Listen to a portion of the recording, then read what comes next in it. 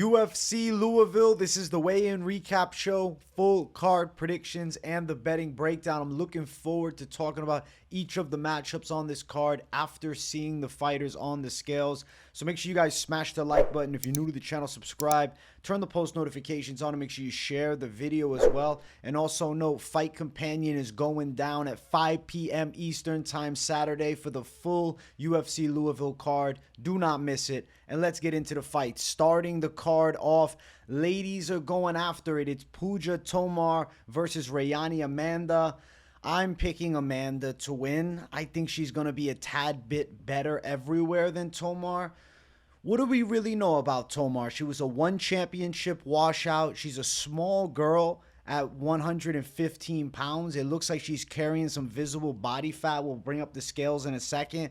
Amanda's fought decent opposition. I mean, she went distance with Denise Gomes. She lost a real close decision with Alencar. She's fairly good. Decent stand-up game. Okay on the ground. Little bit of an edge, I think, in the physicality here over Tomar. But listen, if you're betting your life savings on this damn fight, you're psychotic. Shout out to Puja for being the first female Indian UFC fighter. Let's look at the scales. Let's see. Do the scales tell us anything? Does it change anything? We got Puja Tomar. I mean, you see what I'm saying about being visibly fat? Like, look at her arms. She got chubby arms for fighting at 115. She's a 105 pounder that's blown up. Amanda's got some size on her, right? She looks leaner. Looks okay. I think Rayanne Amanda's going to rep Brazil pretty well and get a W. Let's look at the face-off here between these two ladies. The fight that you guys have all been waiting for. This is the dream matchup. Amanda's a little taller, little leaner. I think a little better with the kickboxing. Tomar's got okay leg kicks. He's got the stocky build. We're going with Rayanne Amanda in a fight that might be one of the more low-level MMA fights you guys will ever see in the UFC. And that's just me being honest. Now, as far as the odds, Amanda's minus 330. I think she should win. Tomar plus 273. I'm going with Rayanne Amanda. I'll say decision. Over is at minus 160. Amanda to win by a decision is plus 225.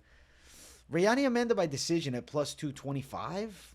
They're really thinking she gets it done inside distance at plus 135, but I think we're probably going long at 115. I think Rayanne Amanda's winning. Really wide favorite line here. And I know the UFC is trying to build that Indian market, so maybe they're praying that the underdog wins. But I just don't think so. Amanda, decision. That starts the card off. Let's keep running.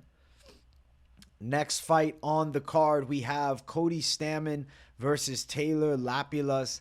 I like Taylor Lapilus a lot in this fight. I think stylistically, this is a good matchup for him.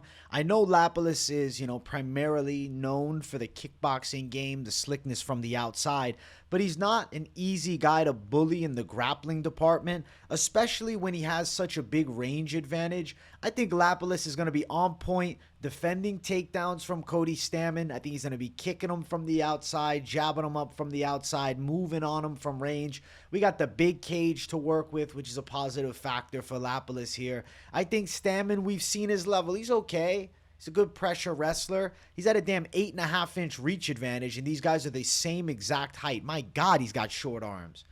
He's got suspiciously short arms, bro. He's got dwarfism in those arms, man. It didn't reach his whole stature because 5'6" is still a normal height, but damn, he got the dwarf arms. Damn, Cody Stamann, the T-Rex, is going to lose to Taylor Lapilus in this fight, and it's probably going all rounds. I think decision for Lapilus is the money call. Let's see where Lapilus is at. Look at Lapilus. This guy's a fucking animal.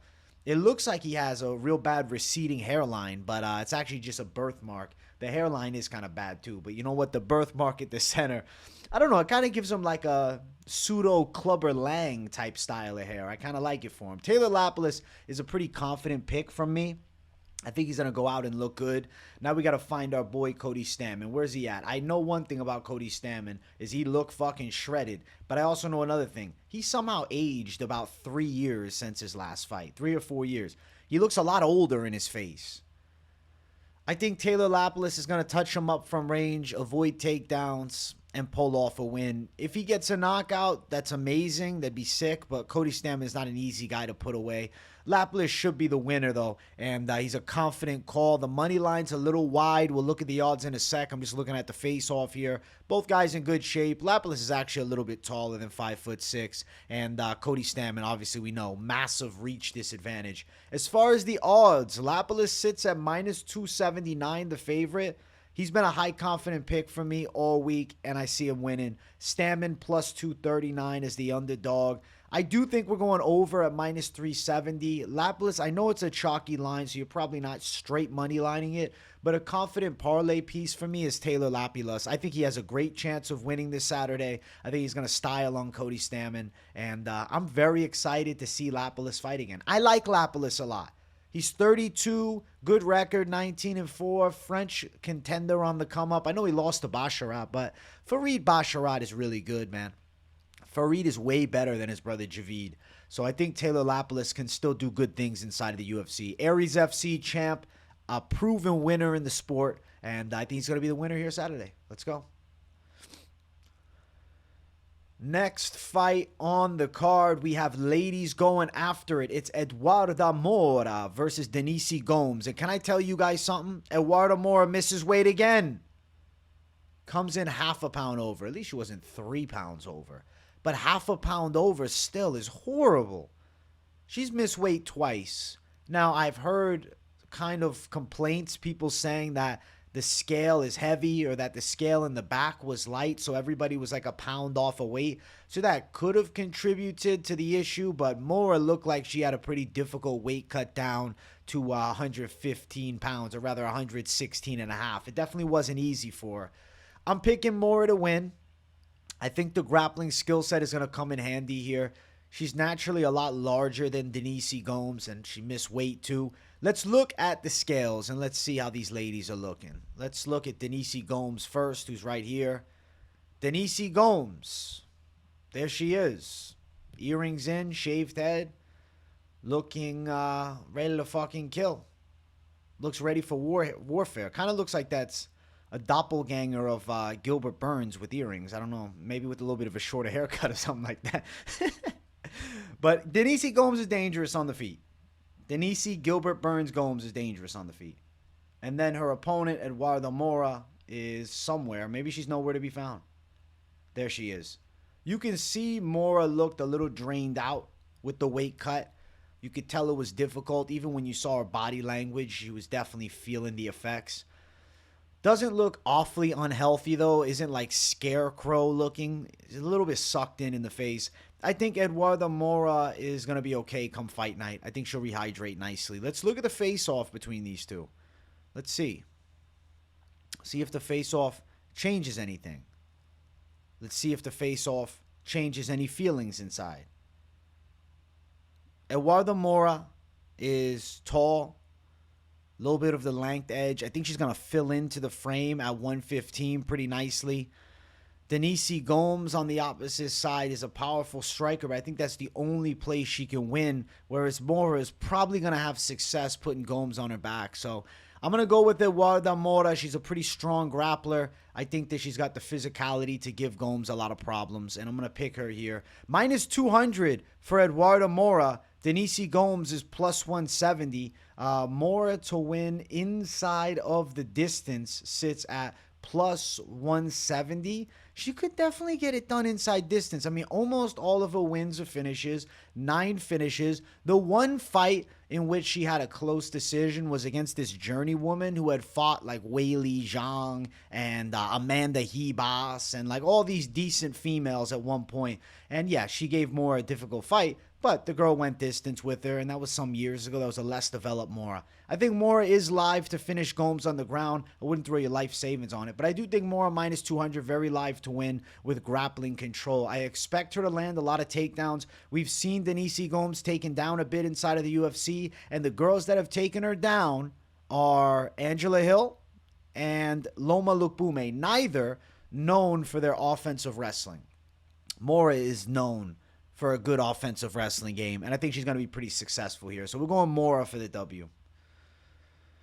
Let's keep on running up the card. Our next fight on the card is Daniel Marcos versus John Castañeda. I am picking Daniel Marcos to win this fight. I think he's technically much superior to John Castañeda's striking. No one can say Castañeda isn't scrappy. He's not a tough dude. Like, the dude has leg kicks. He's got pressure. He's got wrestling. There's things to like for Castañeda. But Daniel Marcos is superior in the technical stand-up game. I think he also is going to have very good takedown defense. I expect front kicks from him, potentially knees up the center, good lateral movement. I think Daniel Marcos stays away from John Castañeda's big punches. I think he's going to be able to catch him with decent shots of his own. Normally, Castañeda is pretty durable, so we'll go Marcos' decision, and we'll check out the scales and see how these fighters are looking. Let's find Marcos first and foremost. Well, Castañeda's right here. We'll bring him up. Castañeda rocking the signature mustache. He's 4-2 in the UFC, so it's not like John Castañeda is a complete slouch. He's a decent fighter. Looks solid with the stash game. And then we got Daniel Marcos rocking that red hair look. If we can find him, where's he at? There he is. There's Daniel Marcos. Pretty good shape. I like Marcos' technical striking. I compare Marcos a lot to Chris Gutierrez and Jonathan Martinez. I think he's of a similar level, and that level is the level that beats a guy like John Castañeda. Now, as far as the face-offs go, let's see if we can bring it up. Let's see what we're looking at. Let's see the face-offs here. Face-off action. Boom, there it is. Marcos a little taller. He's going to touch him up from the outside. That's what I see. I see him finding front kicks. I see him finding low kicks, combinations, a lot of lateral movement. I think Castañeda will be chasing a lot, and he'll be unsuccessful on garnering some control. I expect Castañeda to try and wrestle. I think Marcos defends the attempts. Maybe Daniel Marcos absolutely starches John Castañeda. That'd be massive for his career, but I'm just not crazy about, calling a Marcos finish as an absolute fact. Minus 119 for Marcos. Castañeda is minus 101 as the underdog. I like Marcos a lot. I think he's a very valuable close money dog. If you're looking to attack something money line, I think he's quite live. I personally think John Castañeda is not technical enough to deal with Daniel Marcos' striking skill. Marcos to win by a decision is the official pick. Sits at plus 165. We're going Daniel Marcos for the win. We're going Daniel Marcos by a decision. The close money favorite to get it done. Next fight on the card, we have Andrea Lee versus Montana De La Rosa. This is a rematch, but Tapology, for whatever reason, doesn't want to remind any of you. It doesn't say two. It's because they forgot. Because, neither of these girls are teetering towards the upper echelon of the sport. And this is not a highly anticipated rematch. Not on any planet. I think Andrea Lee wins the decision again, though. 4-fight losing streak for her, 3-fight losing streak for De La Rosa. But when you look at the losing streak, J.J. Aldrich loss, bad. Tatiana Suarez loss, fine. Macy Barber loss, fine. Okay. So 2 of the 3 losses are okay, but 1 is rough. Andrea Lee's losses. Viviane Araujo, solid opposition. Macy Barber split decision. That's fucking impressive. She was tough in that fight. Natalia Silva, great prospect. Miranda Maverick, good fighter. Andrea Lee's going to win a decision. Andrea Lee decision win. I know she's 35, but she hasn't necessarily shown signs of falling off and slowing down. I think she goes out, she wins the decision. She fights better opposition than De La Rosa. And we'll look at her on the scale. She looks pretty happy. Looks like a typical Andrea Lee. What else do you expect? She's ready to get her. There's the flex from her. That's Andrea Lee, bro. That's Andrea Lee. And then on the opposite side, let's find our girl, Montana De La Rosa. She looked okay as well. I don't know, nothing outstanding. What the fuck? The weigh-in on this fight is there's nothing there. There's nothing to say. Okay, they both made weight. All right. Montana De La Rosa needed a box. I don't think Lee did. If she did, correct me if I'm wrong, but I'm not remembering seeing that in the video. There's the face-off between these two ladies. I'm going with the cowgirl. I'm going with Andrea Lee. I'm going with decision win. I think she beats De La Rosa a second time. That's how I feel it goes down, and I think you guys are A lot of you probably thinking the same. I don't know anybody who said Montana De La Rosa is their favorite underdog this week. De La Rosa's plus 140 as a dog. Andrea Lee's the minus 160 favorite. I like Andrea Lee to win. She's a favorite here for, I think, a good reason. She gets it a second time. Probably going over at minus 365. I'd be surprised if these ladies fucking end inside distance. I'd be shocked, actually. I'd be shocked. And then what? Lee to win a decision. That's probably the perfect prediction. Plus 125. We're going Andrea Lee, decision win. She's going to snap the losing streak. She'll get things flowing again. I don't think she's the next world champ or anything crazy, but she can beat Montana De La Rosa. Next fight on the card, we have Brad Katona versus Jesse Butler. I'm picking Brad Katona. If he doesn't win, Brad Katona is unfortunately the most unlucky man in combat sport. Well, maybe not, because you know what? There's actually some much more unlucky people. Take that back. It's a bad fucking thing to say. I think he's definitely just unlucky in his UFC career, though, because it just will have been a 2-time Ultimate Fighter winner getting released from the UFC for a second time. I think Brad Katona can beat Jesse Butler essentially everywhere. Butler cut down to 135, and holy shit, we got to bring up the scale. This is a big talking point, okay? Let's get Jesse Butler up. Where's our boy Butler? Okay. Jesse Butler. What the fuck is this picture? He looks like he is extremely dehydrated. He also looks like he's strung out on, I don't know, fucking fentanyl or something like that. Holy shit. His eyes are wide open like a psycho. It looks like it was a rough weight cut. He's normally a 45er. He's fighting at 135. He's in trouble. I think he's in big trouble. I think Brad Katona is going to beat him up. He looks psychotic, man. He looks fucking psychotic. Like, he looks like he belongs behind a fucking cage or something. I guess he belongs in the cage, but I think he belongs, you know what I'm saying, behind some bars. You know, he looks like a rabid fucking dog with those eyes. He looks ready to eat somebody.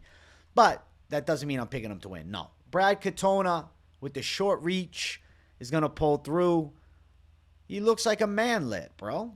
He kind of looks like that midget from Shrek, bro. What is it? Lord, no, it's not Farquaad. What's the other one? The Shrek 4. I don't know. I don't remember. I haven't seen it in years. But he looks like the guy from the cover of it, man.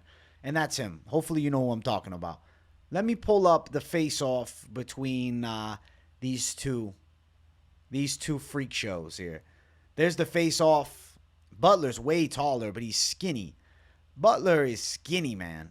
At least, you know, Katona's got some mass on him. I think if they tie up, Katona will body him. I don't know how the fuck Butler made this weight. Respect him making weight. He looks like he put his life on the line to get on weight. I'm going with Brad Katona. He should be way better than Butler, and if he doesn't win, I'll be sad for him. As far as the odds, Brad Katona is a minus 650 favorite. He has to win. Come on. Butler plus 475, over 2.5, minus 240. As far as Katona to win a decision, the official prediction, minus 185. Who the fuck is Katona finishing, right? He won by submission, though, against Bryce Mitchell on The Ultimate Fighter years ago. But that's not even a pro fight. But still, it's a big accolade, I guess, now. I think Brad Katona is live to win by submission, maybe. But Butler's never been subbed, and knockout's not there. Give me Katona decision all day. He's going to beat Jesse Butler. I'm sure of it. Jesse Butler's not the dog this week. I don't see it. Let's keep on running up. Next fight on the card, we have Charles Radtke versus Carlos Prates. I've been picking Charles Radtke to win all week, and I think that this is going to be the maestro underdog of the prelims, okay? Carlos Prates has, I think, an unproven ground game with susceptible takedown defensive flaws. Charles Radtke's a fucking pit bull, man. And the face-off was badass between these two. We'll bring it up in a second. But the official pick, I'm going Radtke by sub. I think he's going to get Prates to the ground. I think he's going to close the distance and throw really hard shots on him.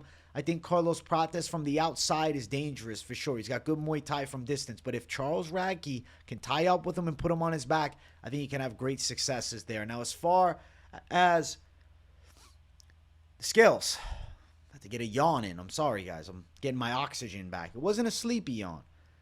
It's just my breath is taken away by how much of a savage Charles Radtke is, all right? Flips. This is Radtke. This is what it's all about. This is the underdog that I want to be behind right there. Look at that. We're backing him. We're backing him. Double middle fingers to the crowd, okay? And then we got Prates weighing in. Looking pretty solid. I mean, he looks okay. He's skinny, though. If they tie up, he's going to get bodied, man. I see Radtke winning this fight. It was an intense face-off. There was a lot of animated moments, but we'll get the picture from it. This pretty much told the story of the face-off. Forehead to forehead. I recognize this is going to be a crazy-ass fight. I think that Radtke with the hands is going to be dangerous. Obviously, Prates striking from the outside is dangerous. I think that Radtke submits him, though. He could catch him with a big shot, but I think he submits him. I'm going Radtke to win. I think Radtke's a great underdog. I think he's pulling through. I've been picking him all week, and I'm really excited to see him get a dub here against Prates, who's a good striker, but subpar grappling, I believe. Radtke plus 198 as the underdog. Prates minus 233 as the favorite in the fight here. Now looking at Radtke via submission plus 700. I think it's live upwards of plus 900. I'm picking Radtke as a dog near plus 200 range. I think he pulls it off. I think he finishes Carlos Prates. I'm calling submission as the official prediction here. And we got a savage underdog in this fight. Let's go. Next fight is our featured prelim of the night. We have Thiago Moisés versus Ľudovít Klein. I'm going with Ľudovít Klein to win a decision. I think that he can fend off Thiago Moisés' grappling attacks, pick his shots well. There might be competitive moments for Moisés, but I think Ľudovít Klein at the end of it's going to get his hand raised. Now, I will say, could Ľudovít knock him out? That's a question I'm asking myself. Maybe. If his accuracy is really there and Moisés is like a dead man in the striking, panic shooting, then I think Klein is going to be live to knock him out. I really think Ľudovít Klein wins the fight, regardless of method of victory prediction or anything of that magnitude. I think Ľudovít Klein outstrikes Moisés and fends off grappling attacks from him. Now, as far as the scales, let's check these savages out, and we'll see. How are they looking on the scales? We have Ľudovít Klein, who is looking pretty fucking jacked and shredded, man. He looks ready to go. 10 out of 10 frame, dude. This is a dude who's training his ass off here. Thiago Moisés, to be fair, he also looks great. He's in fantastic shape, too. He looks ready to go. Both guys very fucking shredded, as you expect from guys trying to emerge in the rankings at 155 pounds. We'll bring up the face-off between these two. Let's see. Let's see if the face-off tells us anything. To close out the prelims. Bump, bump, boom. Calm, relaxed, chill, respect. I think Ľudovít Klein is going to win. I think he's a bit better in the striking. I think this is the fight that makes Ľudovít Klein. If he beats Thiago Moisés, forget about method of victory. Decision, knockout, doesn't really matter. If he beats Thiago Moisés, he's emerging in the upper echelon of the UFC lightweight division. Because Moisés has been ranked. He was top 15 at one point. Thiago Moisés is pretty decent. But I think Ľudovít Klein's time is now. I'm picking him to beat Thiago Moisés and work his way into the rankings. Now, as far as the odds, minus 135 for Ľudovít Klein. Thiago Moisés is plus 115 as the underdog. I like Ľudovít Klein as the favorite to win. What is Klein by KO? It's plus 250. Klein by decision, plus 185. Give me Ľudovít Klein for the victory. Either way, I think he's pulling through. I'm repping Ľudovít Klein to get a W, to represent himself. And I think he could potentially be fighting in the top 15, maybe end of this year, if he beats Thiago Moisés. Because he's real close to it with this win here. And I like Ľudovít Klein's chances of pulling through. So, Ľudovít Klein for the W in the feature prelim. Let's keep running up our main card opener. If you guys haven't yet, make sure you smash that like button. If you're new to the channel, make sure you subscribe it up. It's Puja Soriano versus Miguel Baeza here. Soriano is cutting down to 170 for what I believe is the first time in his fighting career, especially first time in his UFC career. Baeza is coming off some losses. Soriano 1-4 in his last 5. Baeza 3 losses in a row. Holy shitsville, USA is where we're at with this fight. I'm picking Baeza, though. I think Baeza is better than Soriano. Soriano's predictable, man. He's got a big overhand shot. Now, if he catches Baeza, live to chin him. Because Baeza is a little chinny. He's got durability issues for sure. Now, if we check out the scales, I really wanted to see Soriano. He was like the main focus. I see Baeza right there, but we got to get Soriano first if we can find him. Because he's cutting down to 170, and he looks in magnificent shape. Very lean, very cut up. You can tell he put a lot of time in to get to 170 pounds, properly. The dude fucking chiseled up, and I respect what I'm seeing. The thing is it really matter if he's chiseled when he's too simple? Miguel Baeza is a better striker, more sophisticated, better kicks, better combinations, just a more wide array of tools to work with. He's in great shape too. I think Miguel Baeza is actually live to knock Punahele Soriano out in this fight here because Soriano shows vulnerabilities, man. But who knows how Soriano is going to be at 70?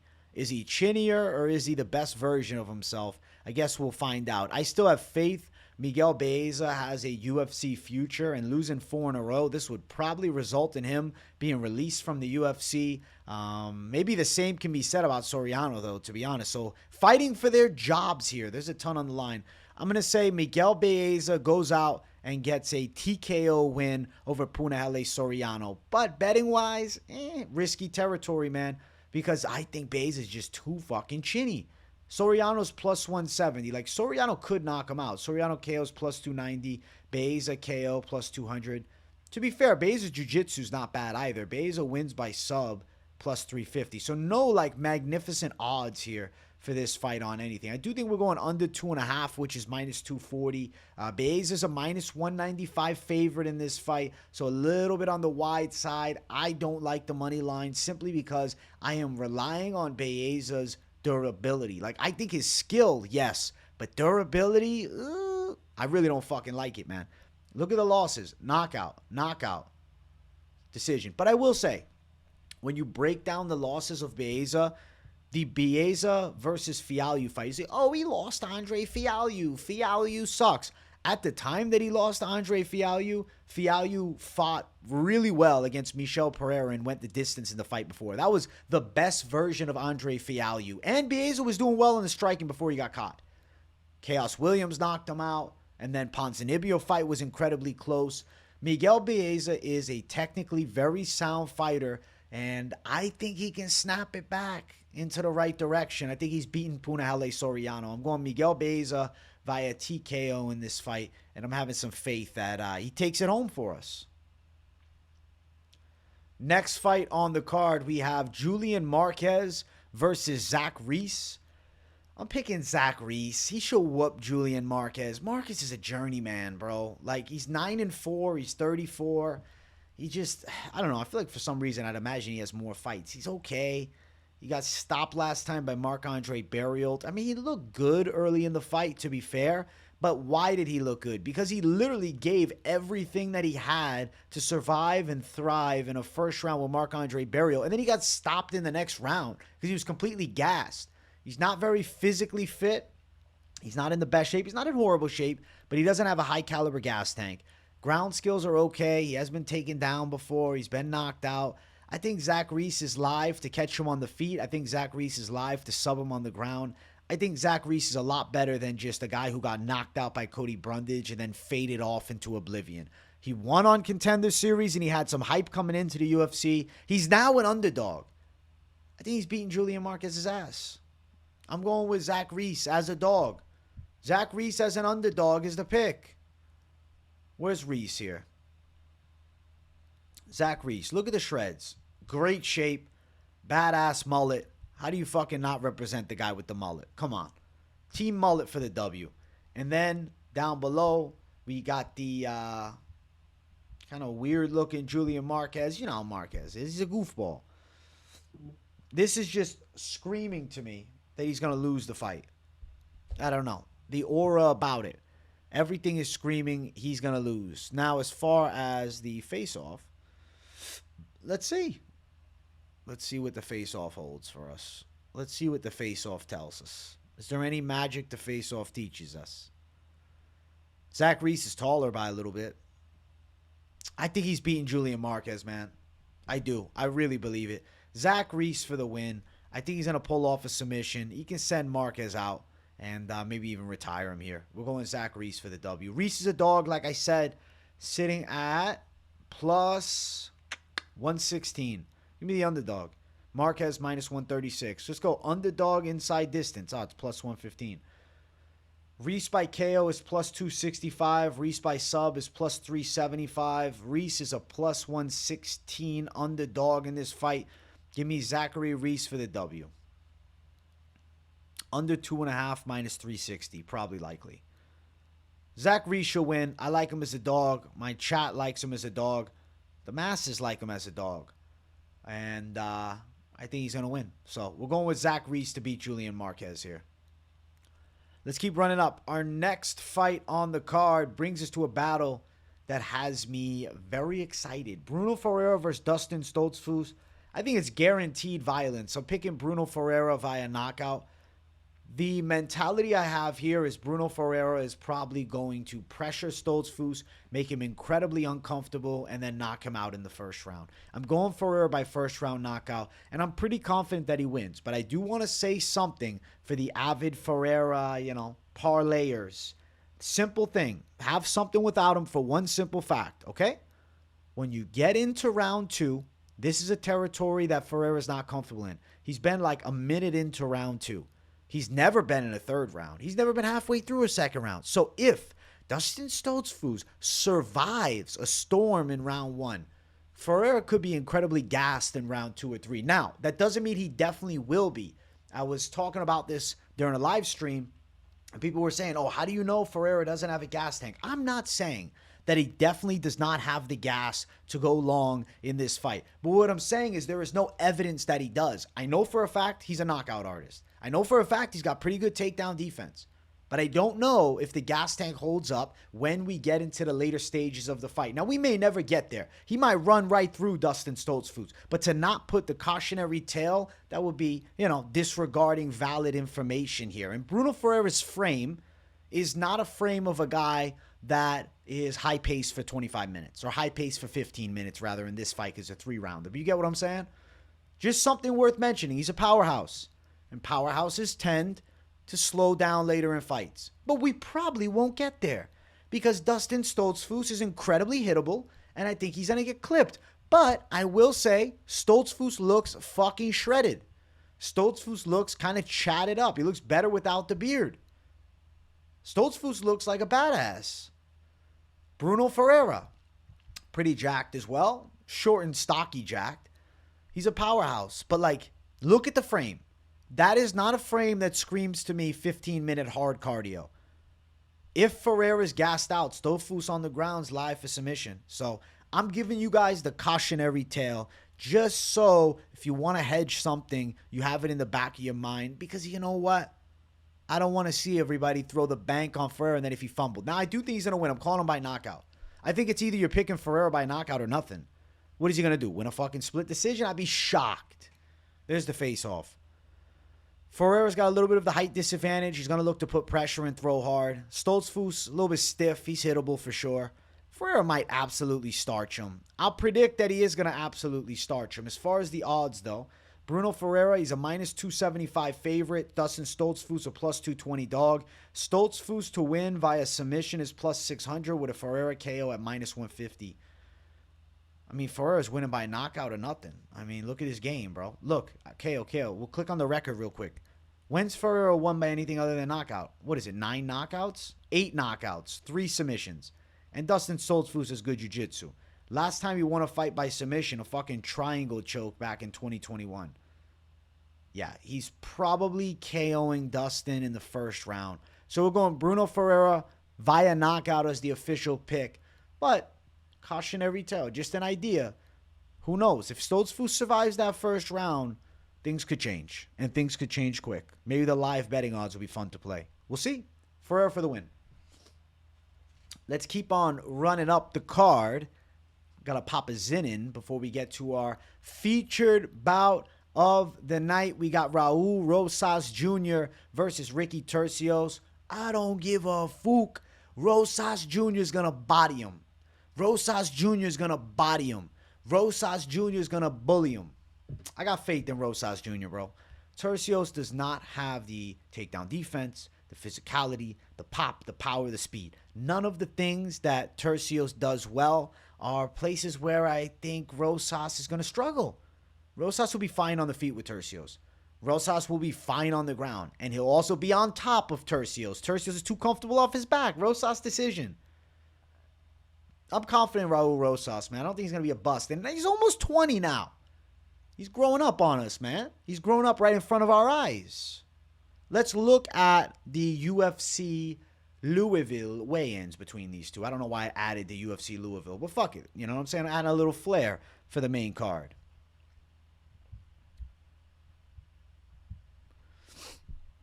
I mean, I got to shrink myself. Cool Gracie tat.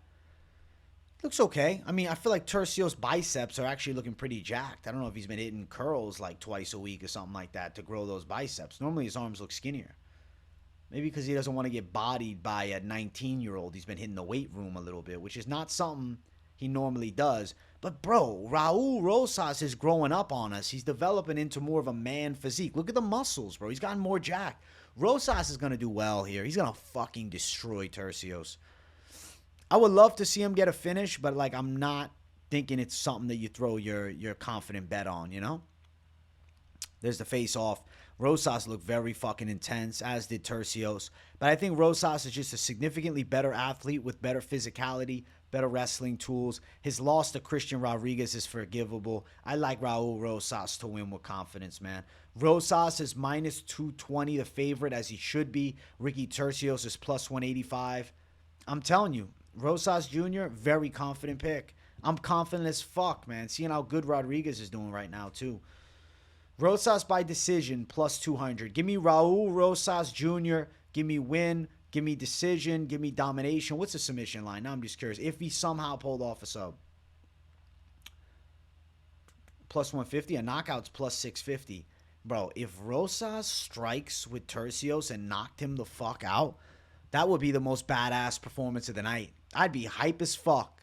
Maybe it'll happen. We'll see. Either way, Raul Rosas Jr. is a confident pick. Let's get to the co-main event of the evening. We got Dominic Reyes versus Dustin Jacoby. I'm going with Dustin Jacoby. You can't pick Dominic Reyes. Dominic Reyes got to go out and win before you pick him, you know?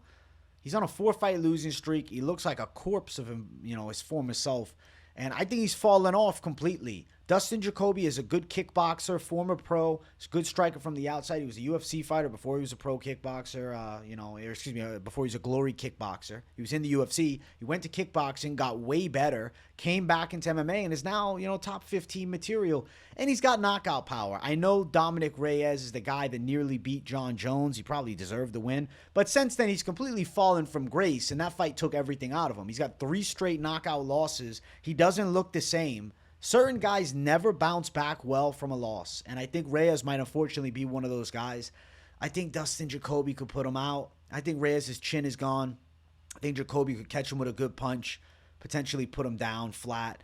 Reyes is a southpaw. He might be a sucker for a stiff jab and a straight punch. I don't know where his head movement's at this point. I don't know where his footwork and speed is at this point. In his prime, the John Jones fight, Dominic Reyes was fucking sensational. But since that fight, he has looked kind of at best. I mean, it's gotten consistently worse. The Blachowicz loss, the Prochazka loss, and then Ryan Spann starched him brutally last time in one of the most devastating knockouts of 2022. It was a year and a half ago. I think Dustin Jacoby is probably going to knock Dominic Reyes out too, and I'm picking him to pull through and get a W. Jacoby's pretty game, and I think Reyes, unfortunately, might be washed. Let's look at the scales. Let's see, is Dominic Reyes making any significant changes? Is there something that we can sell ourselves on with Reyes? Because I know a lot of people are rooting for Reyes. It'd be cool to see him, you know, turn it around. Something tells me this is not the frame. I don't know how to do this. It's like an awkward frame. Right? He's got a weird build. He's got big arms, but like sloping traps and like no chest on him, man. I don't know what he's doing. He doesn't look like he's in that comeback mode. I don't know. I worry. I worry mentally where he's at.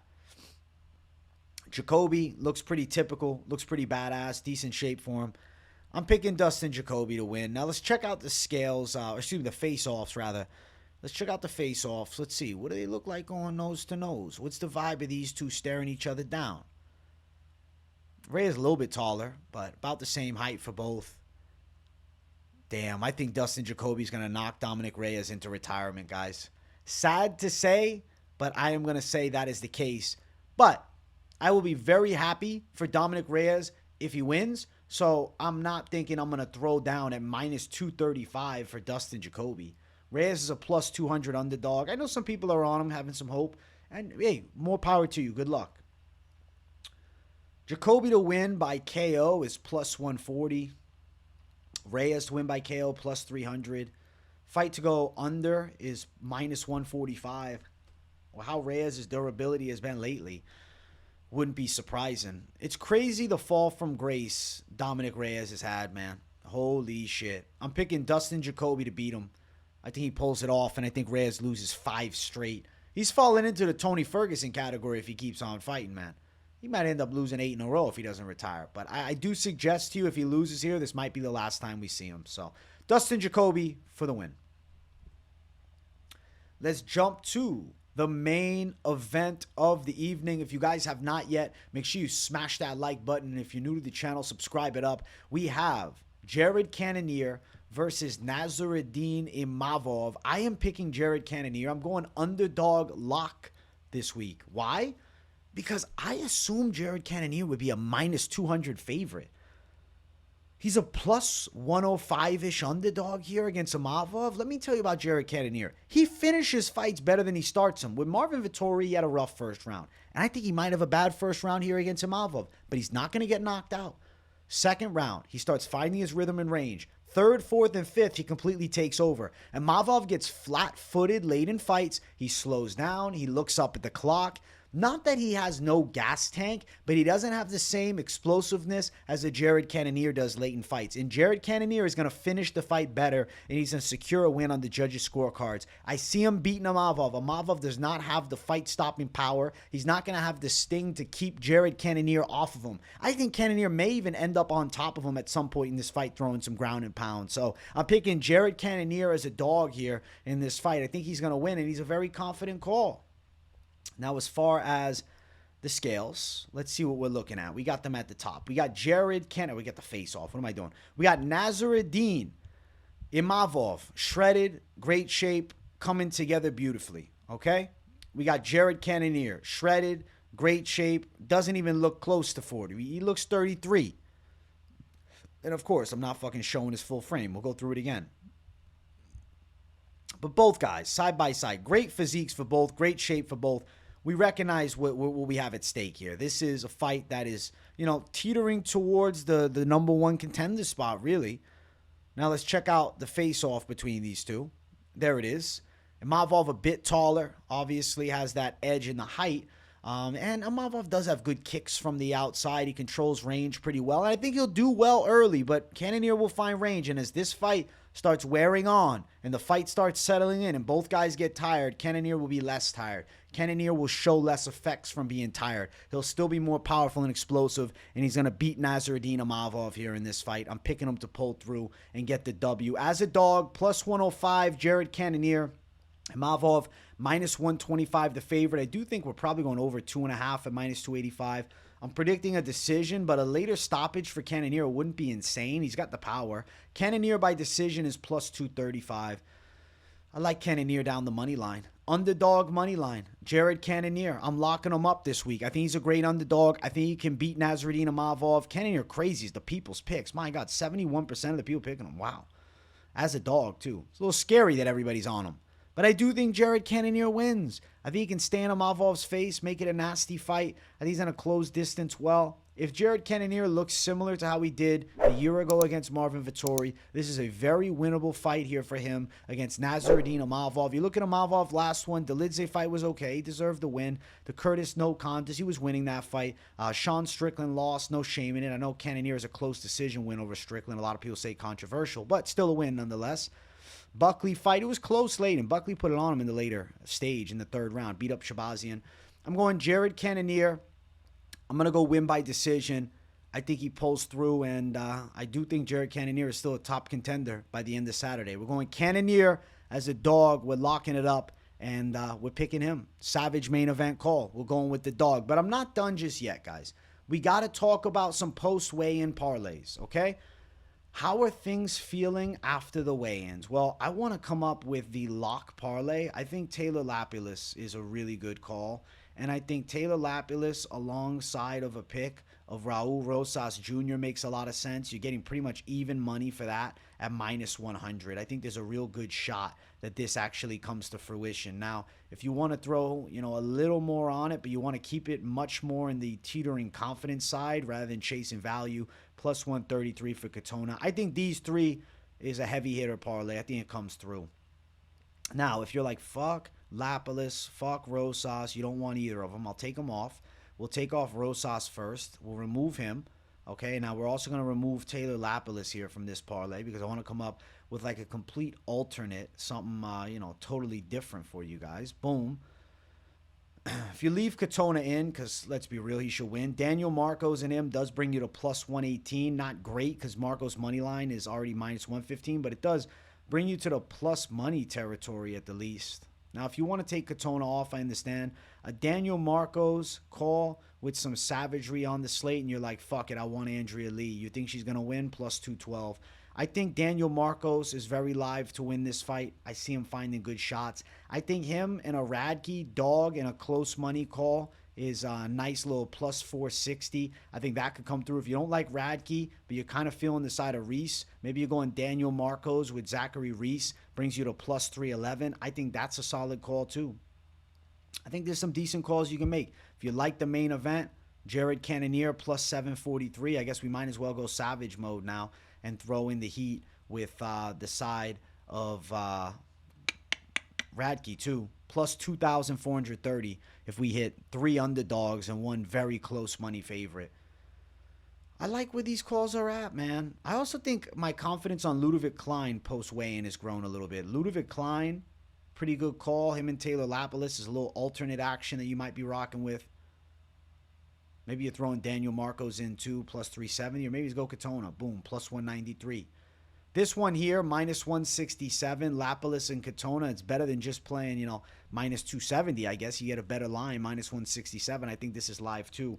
It's crazy. During the late night live, Rayanne Amanda was one of the most confident people's picks on the call percentage-wise, and that will bring you to plus 100. But damn, putting her in the parlay? I mean, maybe you're doing one with her, but don't have her, with your house on it. I think there's some ways to throw down smart. Obviously, you guys know I'm confident on some calls here. You can see Rosas Jr., Taylor Lapilus, Brad Katona. I think all can come together and win here. Plus 133. You could ride with like a under in Miguel Baeza fight, under 2.5. That brings you to plus 226. Maybe you like that piece. And also, you could potentially ride with Andrea Lee's over. This fight's probably going long. It's minus 350, but it gives you a little steam. I think they're pretty good calls this week. I'm feeling good about it. I'm excited to see. Eduarda Moura, because she missed weight, it worries me, but I do have her winning. Be cautious with your bets. Be cautious with your parlays. I hope you guys enjoyed this week's weigh-in recap show. Definitely smash the likes, and if you're new, subscribe it up. Let me know in the comments what you thought of the picks, and drop some of your favorite picks. Does anybody have a post-weigh-in pick flip? I want to know what my people are thinking. Thank you all so much for watching. I'll see you all for the Fight Companion. W's in the comments if you got nothing to say. Thank you guys for supporting me. I'll see you all in the next one. Peace out.